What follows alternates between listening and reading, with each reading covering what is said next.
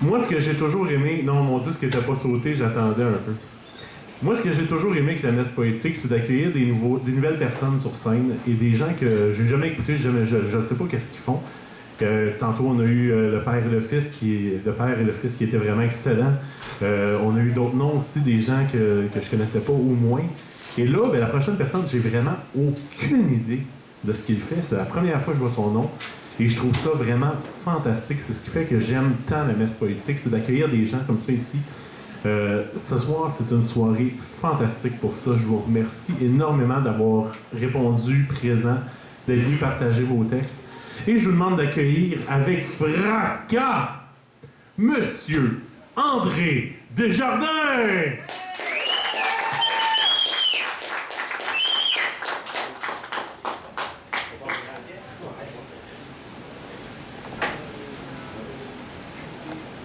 Bonsoir, c'est ma première fois ici. Très heureux d'être là. J'espère que vous allez apprécier le petit texte que j'ai pour vous. Ça s'intitule « C'est la vie, je me dis ». Ça pourrait aussi avoir comme titre « Des illusions ».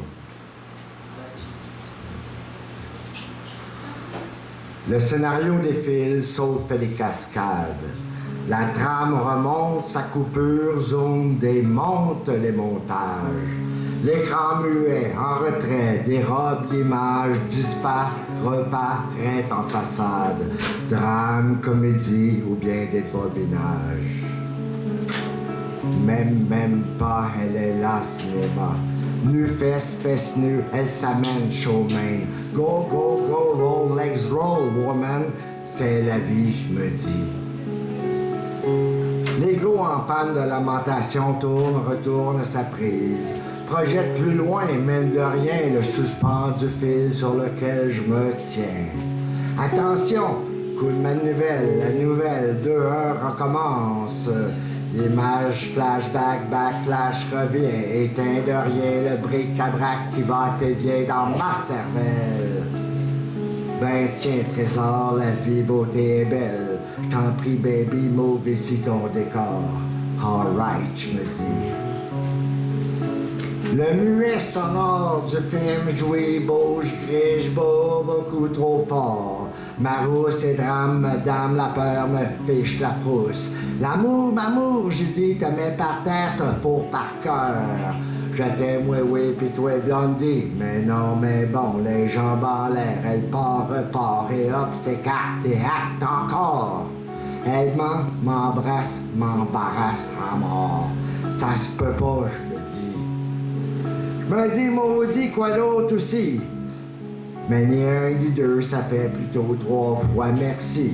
Le scénario presto des doubles, combine combo, copine héros, hack et tout double. Minute mon sexe, je chute dans le texte, je tombe dans le bleu je tombe dans le bleu, dans le jeu des yeux, pas mal, malheureux nous deux. Hélas, et roche à pied, ciseaux. Passe à l'as et rosse en tout. Hélas, et roche, papier, ciseaux. Passe à l'os et rosse en tout. Pif, épitaphe, l'auteur insiste. Pique ma place, kiss ma douce. La file, l'enfile en douce. Hostie, je me dis. Attends-moi, popcorn. Et mousse et pleure, et mousse et pousse, éclate et saute ma blonde. Pleure, pleure, petite dame en pleurs, toutes tes larmes fondent sur moi comme du beurre.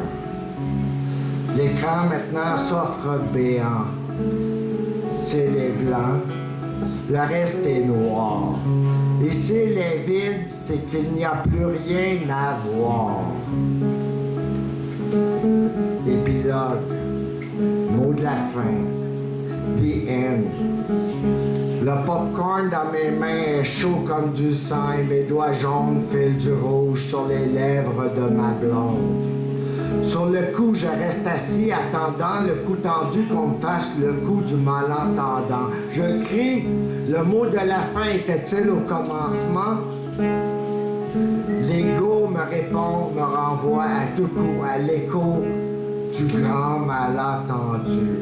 Tu restes assis sur ton banc ou ben je te pitch dans la rue.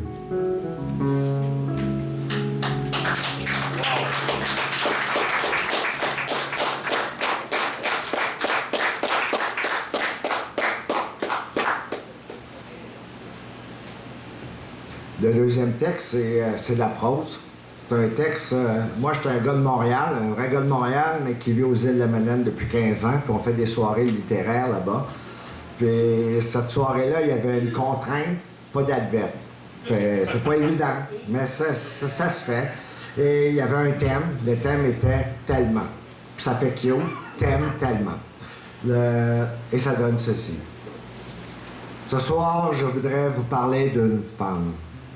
Une femme que j'ai rencontrée. Rencontrer. Le mot est faible. Pour moi, ce fut la rencontre d'une vie. Elle s'appelle Sibylle. Elle aurait pu s'appeler Cybèle, mais son nom est Sibylle. Une femme vraiment et cacahuète, belle femme. Menthe et cacahuète, parce que vraiment, c'est un adverbe. J'ai joué un peu avec ça. Et ça m'a inspiré le texte qui suit. J'y arrive. Elle a de verbe que l'amour. Mais qu'elle dise je t'aime, elle ment. Le je t'aime dans sa bouche, lorsqu'il tombe seul, tombe-t-elle un éternel mensonge.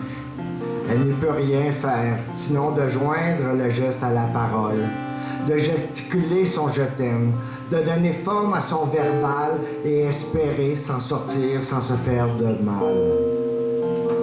Car elle voudrait, le disant, que son cœur vole en éclats, que son amour franchisse le mur du son, mais qu'elle le dise, son je t'aime tombe à plat, s'écrase au sol et s'immobilise tel un monument allemand. Tout est sur place, figé dans le temps. Est-il possible d'aimer et avoir à la fois le cœur allègre et gros? Certains jours, au détour des situations, son cœur prend l'eau. L'amour, d'une façon, la traumatise. Pleurer pour elle ne changerait pas grand-chose. Rire non plus. Les deux, elle le fait à longueur de jour. Pour un rien, elle aime. Ajouter une touche d'anodin, elle se meurt d'amour. C'est dire, du matin au soir, elle remue tous les décors. Elle force la vie au jeu langoureux du cœur, l'oblige de faire la répartie. Elle accompagne avec force et mention au premier appel. À moindre effort, on s'imagine, tous les bonheurs lui seraient acquis. Mais, triste tristesse, les mots de l'amour lui font défaut. Cette grande peine qui est sienne prend jour dans ce sempiternel tourment qui lui fait perdre la langue. Qu'elle parle, qu'elle dise un mot, son amour, ses désirs, ses passions, elle l'exprime à la queue leu-leu, une voyelle par-dessus l'autre. Ce mot, elle le coupe en trois, en deux, certaines fois en criant, d'autres fois en râlant ou en faisant un aveu aveugle et mendiant. Ce mot n'en demeure. Il sort et sonne toute croche. Elle s'imagine, il sonne faux à l'oreille de l'autre. Et elle s'imagine qu'il sonne pareil à l'oreille du monde. Sibylle sait bien qu'elle était compréhensible, que personne ne la comprend. À peine prononcé, le moindre mot sorti de sa bouche tombe en morceaux. Mort en bouche, on pourrait dire. Ou, sinon, ce mot, il l'agonise en faisant du mauvais bruit, tandis que le bon cavalier meurt une nouvelle fois dans son sang. Pour elle, en son cœur, imaginez que l'amour perdu. Et en sa vie, il ne lui reste plus qu'un long chapelet de mots qu'avec peine elle égrène, sans autre possibilité de merci. Tout ce dont je vous raconte est le lot au quotidien de cette superbe femme.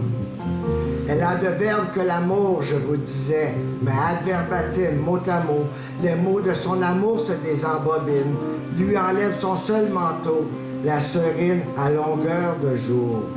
Demandez-le lui, elle vous dira, je suis amoureuse menteuse. Mais rassurez-vous, Sibylle n'est pas dupe. C'est à croire, elle n'est pas sans savoir, elle se l'est fait d'elle-même. N'empêche, c'est ce qu'elle ressent dans son sentimental, et c'est ce qui fait que son mental manque quant à la nature profonde de son amour. Qu'elle dise « je t'aime » en vérité, elle sait bien que ce « je t'aime » est pour de vrai. Mais lui, mais elle, mais eux, le savent-ils? Eux tous ont-ils vu, lorsqu'elle parle, le bleu de ses yeux se déparer de toute convenue, faire avec des feux follets des bouquets de lumière, allumer des brasiers à partir d'une étincelle de poussière? L'ont-ils vu, tandis qu'elle s'est gosée à en perdre la voix, battre l'air du temps avec ses mains et ses doigts, et traduire au travers d'eux l'ordre exact du monde? L'ont-ils vu son cœur battre 1000 fois à la seconde? L'ont-ils vu pleurer, triste un jour, gai l'autre jour? L'ont-ils écouté une seule fois parler? Il est vrai que Sibylle est sourde et muette, mais je vous le dis en mille, elle a de la voix, parce que l'amour parle, parce que l'amour parle, parle tellement.